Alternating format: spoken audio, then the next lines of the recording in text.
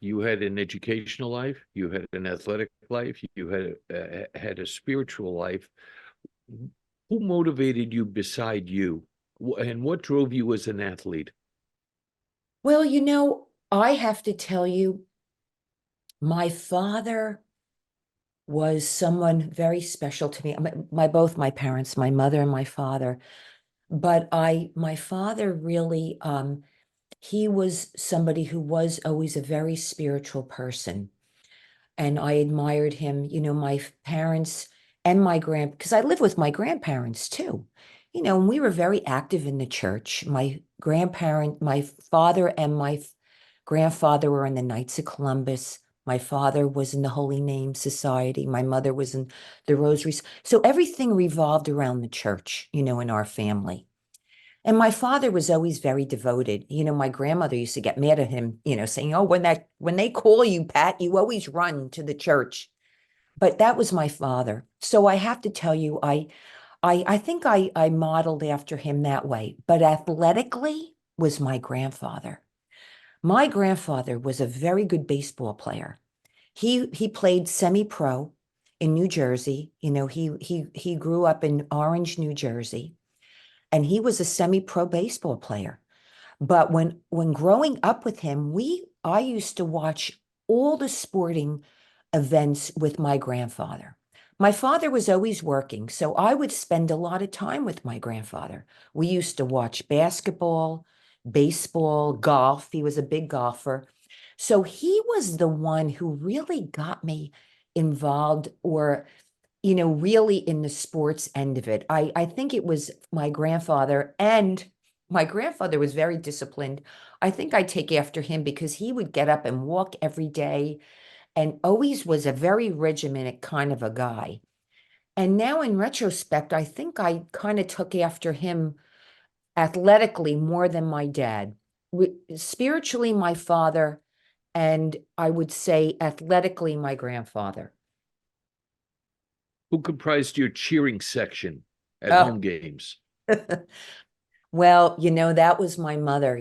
My mother was, well, all of our parents used to come to our games because back then we didn't have that many fans. We would have really our parents and families came.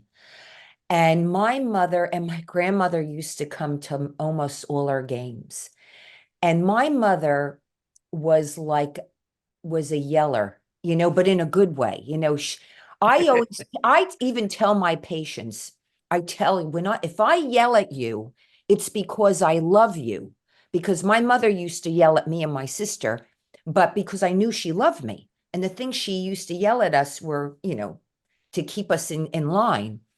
So it was my mother, I guess, was really the one that came to all the games. So she was the cheering, but all our parents, Mrs. Gregory, the Gregorys were there. Um, the Hayeses, the Littles were there. They were all used to come. We all became friends, and we would sit in the stands and they used to yell at the refs and everything. But it was exciting. It was an exciting time. Mhm. Who motivated you beside you? Well, who motivated me? You know, um, Besides my father, going to school, had to medical, to podiatry school. I was very blessed to be with another good group of friends. And I had an opportunity in my class to meet people kind of with the same work ethic. And one of those people happened to be Russ Caprioli, who, lo and behold, became my husband. And I admired Russell from afar because he kind of had the same drive that I had. He was from Long Island, I was from New Jersey. And in the classroom, you kind of started to gravitate to people that had your Mhm. same kind of drive. And there were a group of friends that we had the same kind of, dedication. We had the same moral code because, you start to see who's in it for the right reasons, to help people, not in it for other monetary reasons. Medicine is a field that I feel you can help people, but it could be taken, to the other in a bad way. So there Mhm. are people right off the bat that I kind of were attracted to. So I have to tell you, my husband, um, he motivated me because he was very academic, and Russ was very driven. And I would say that part of my career, my medical career, was motivated by my husband. And I wouldn't be where I am in my practice and what I have today if it wasn't for him. So I have to say, How, how did you handle pressure? um, pressure was, I have to tell you, I think I handled it through prayer. Um, uh, you know, that was there were times, when you're out there on the field or on the court where I would ask God to help me. I did. I think it was and just letting it go. So I think I just kept my sights set on saying, okay, this is how it has to be. So I would say that it was through a prayer life that really helped me through pressure in a lot of different experiences, whether it on the court, and as life goes on. There are ups and downs after, uh, I had a very difficult time getting pregnant. That was another big challenge in my life. I went through a big infertility problem. And that's when it really humbles you. Anybody who goes through that, it's a humbling experience.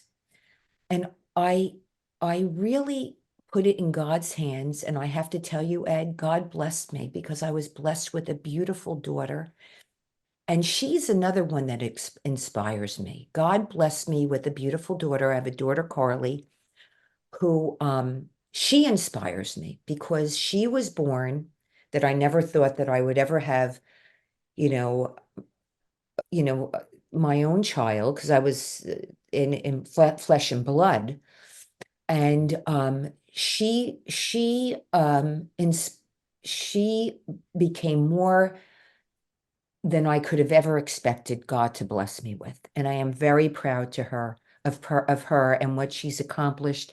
My daughter is a music therapist, and she helps children with special needs. She worked at Cohen's Medical Center here in Long Island for many years. She dealt with kids with cancer. And she's dealing with people and uses music as a form of therapy to help people. And I find that to be a very inspiring occupation. So I'm very proud of her too. What a story. Let's go back to the basketball court briefly here. Do you remember your first event representing Fordham, your first game?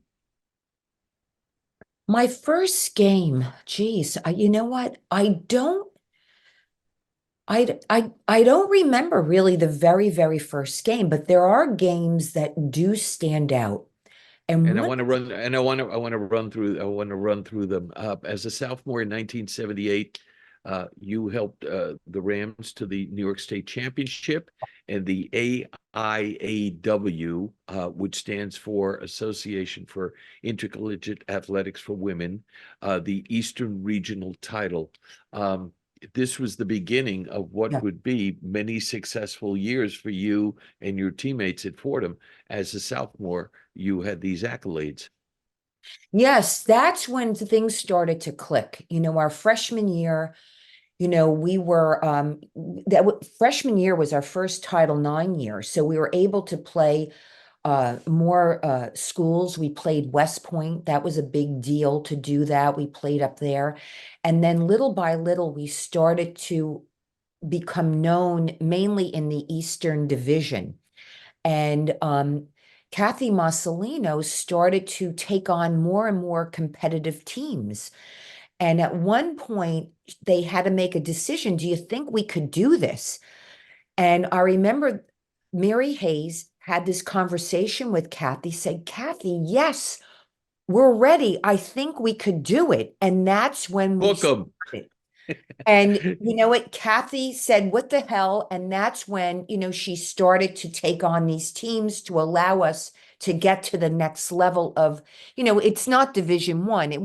That was Division 1 back then, Ed. It's not like Mm, NCAA. We didn't have that then.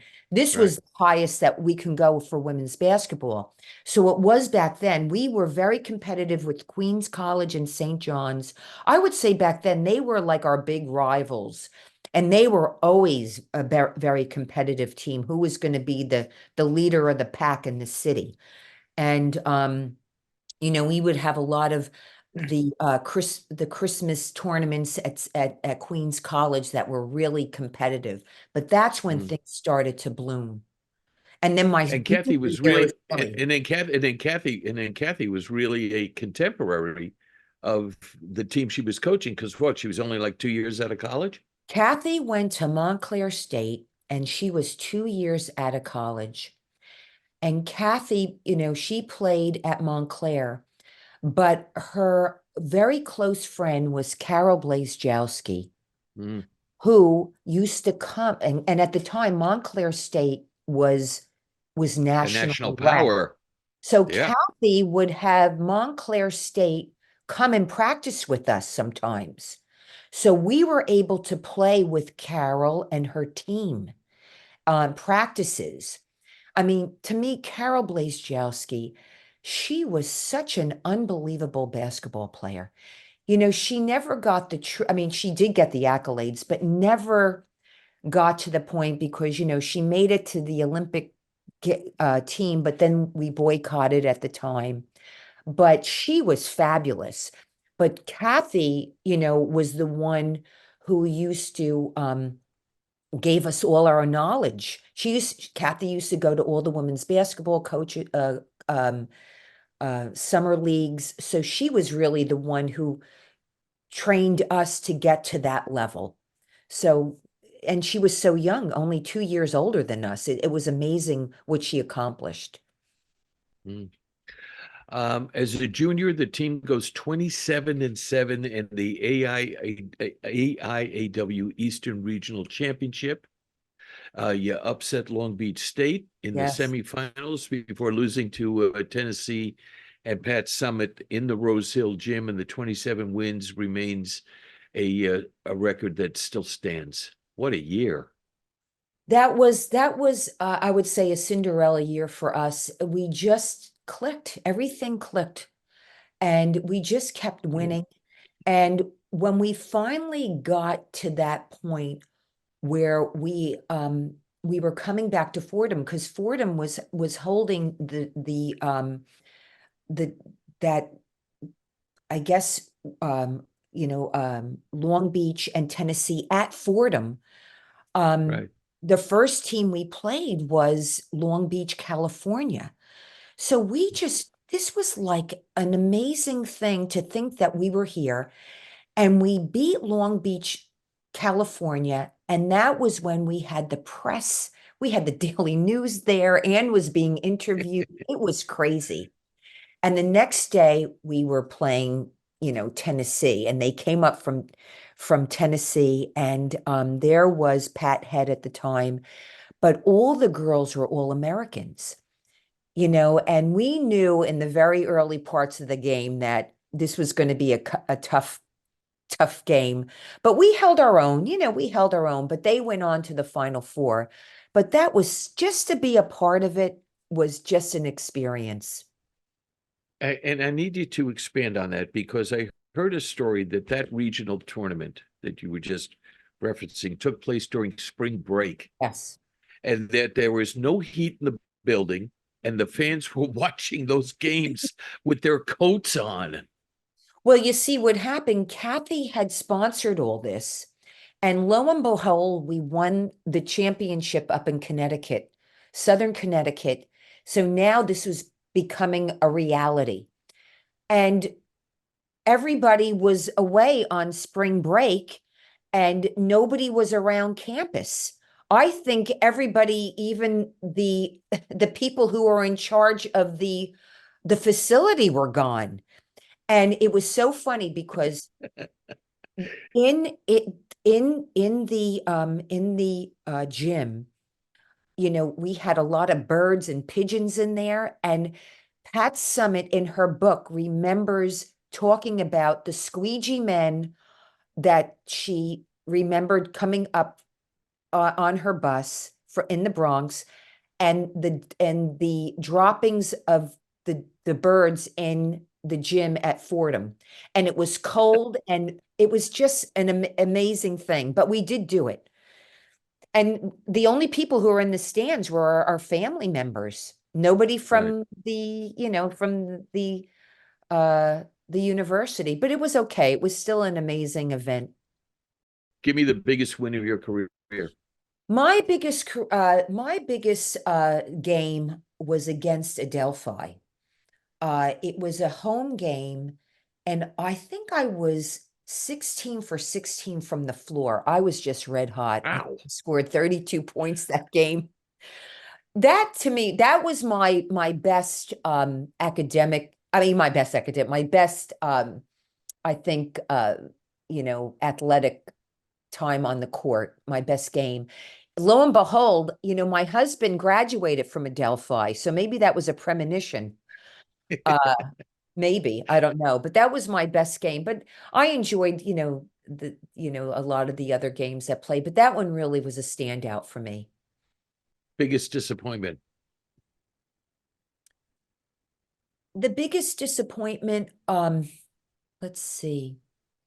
The biggest disappointment for me was for my girlfriend Anne.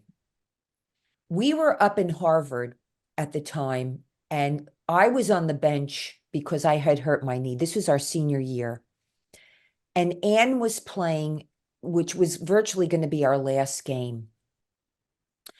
And Anne was supposed to score her 2,000 point and get her 2,000th rebound. So now we're playing up in Harvard. And what happens? Anne has 1,999 rebounds and she fouls out of the game. And I remember her coming off the court like so down. I mean, to still, she has 2,000 points, but I felt so bad for her that she couldn't get that 2,000 rebound, you know? And so that was really the only that, you know, and the way that Kathy left, you know, after our last game, there was you know, some controversy about Kathy Mussolino leaving and not being given the gratitude that I think she deserved. And that was kind of like a sad thing. But I felt bad for Anne that game. For me, I had no sadness at all as far as an athlete. I Everything was gravy for me. Just to play on that to me was gravy. Getting hurt, you know, that happens. But sadness and not getting her last rebound, and then Kathy not getting the accolades that she deserved. Any other injuries in your career beyond the ones that you mentioned? You know, I was really blessed. I never got hurt up until then. And you know, Dr. Zambetti, he did one of the first arthroscopes, you know, that was like a big deal back then, you know, where they would Mm. go in and evaluate without making a full cut. So when he went in to evaluate my knee after coming out of the operating room, he said, Marianne, I have good news and bad news. The good news is I didn't have to cut your knee. The bad news is I have to put you in a cast up to your hip. So that ended my career. But luckily, afterwards, I recovered. And, you know, Ed, I'm still very involved with sports. I play I play tennis, I'm skiing, I work out every day, and knock on wood, my knee really has held up. So other than that injury, I was never hurt. Is there one moment that you cherish more than any other from the field of play? Oh, geez. The other, I think was when we won up in Southern Connecticut, when we won that game to come back to Fordham to play against um, Long Beach and that final eight, because we won in Connecticut and we were up there and we were away. And I remember winning that game and how we celebrated and how we hugged each other. And you probably, I don't know if you knew this, but the Hobbs family were very big friends of ours, or a close. We have the Claire Hobbs Award, as you know, is the best women's athlete. The Hobbs were very close with women's basketball, and they used to come to all our games. And the Hobbs family came to every game, and they were up there. And I remember we were celebrating in the hotel room, and just the celebration of winning that game, allowing us to come back to participate in the final eight, I think was the biggest thing that I cherish the most athletically. Graduation day. Given your family history, I can't imagine what that joy must have been like on graduation day. Oh, I remember it because it was one of the hottest days of the year. And it was out on Edwards Parade. And I remember my grandparents came and my mother and father, and the look on my parents' face, because I was the first college graduate in the family. And then knowing that I was going to go on, on to medicine, it was, you know, that was really, and just, Edwards Parade is such a, don't we have a beautiful campus, Ed? Well, don't you think that that's a big seller? It's You an know, oasis from the anybody world. That alone, we should be so proud of. And I always tell, recruits, just go up there and look at it. I know that there's other schools that are, but that really is an inspiring place. You'll Um, forget where you are. well, it's true. Yeah, we are in the, but it really is such a beautiful oasis. And I still love walking around there, it's just beautiful. So So, graduation day was a little warm.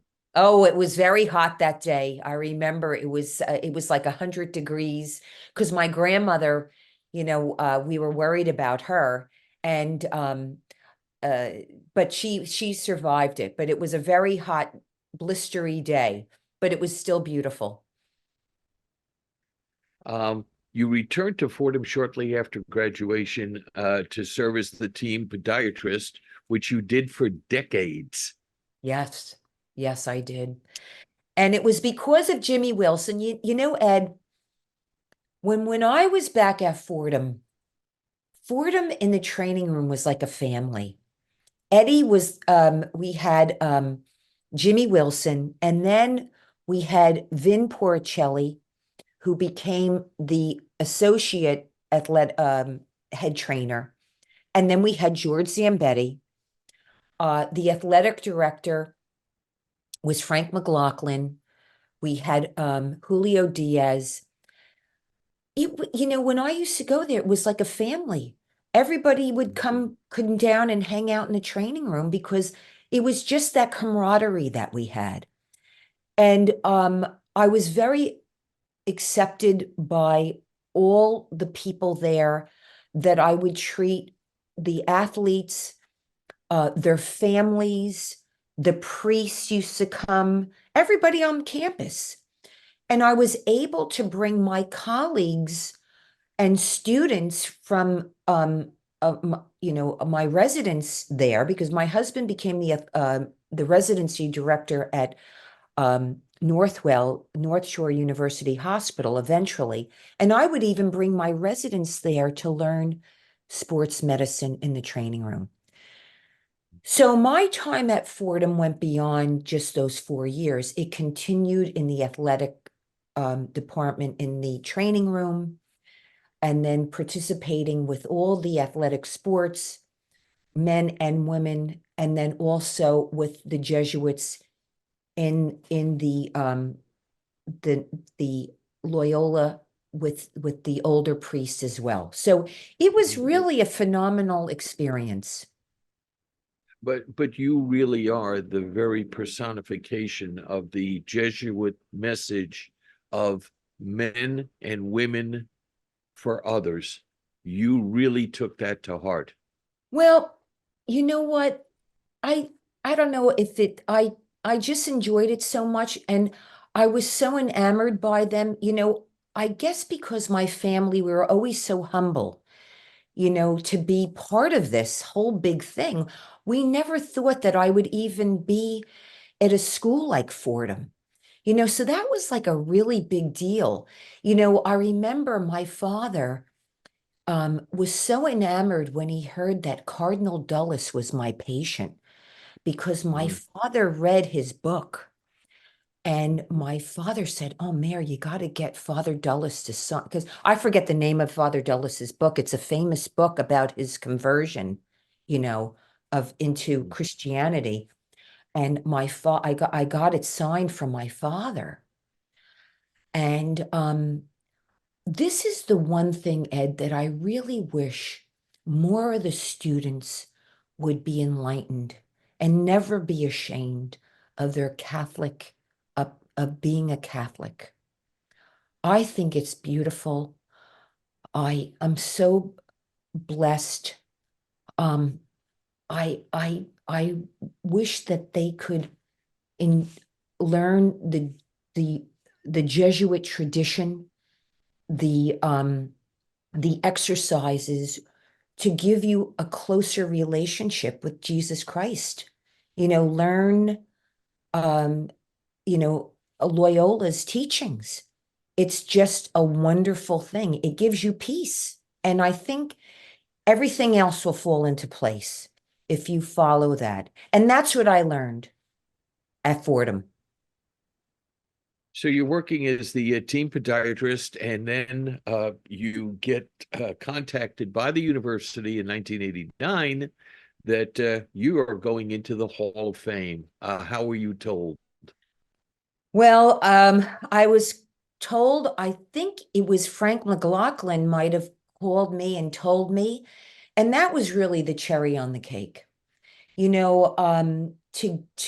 be, part of the Hall of Fame, as an athlete at Fordham is saying, you know what, you're acknowledged for all your hard work, and it paid off. And then to be with all the other Hall of Fame people, you're in company of such an unbelievable group. So that was also another day that I remember my parents and my grandparents coming, and that was another nice celebration that day. That was a special day. I remember that. The you know, we had the breakfast at the time. It was in when we used to do it up in um uh at Fordham, and that was really a very nice day. Mm. Um, what are your emotions when you come back to school and you see your plaque? Oh, well, what? Sometimes I say to myself, how the heck did you do all those things? Like I think about school and I think about, studying. I had a lot of energy. I had a lot of energy. I'm very proud of it. Just to be with my teammates, because my other teammates, a lot of them are in there. Annie is in there, Mary Hayes, Liz McGovern, Kathy Mussolino. So being with my teammates, uh, that's really special. That's really special that we were inducted and they're all up there with me. So what are you doing now? Well, so I'm practicing. I have a practice in Long Island with my husband Russ. I have two other associates.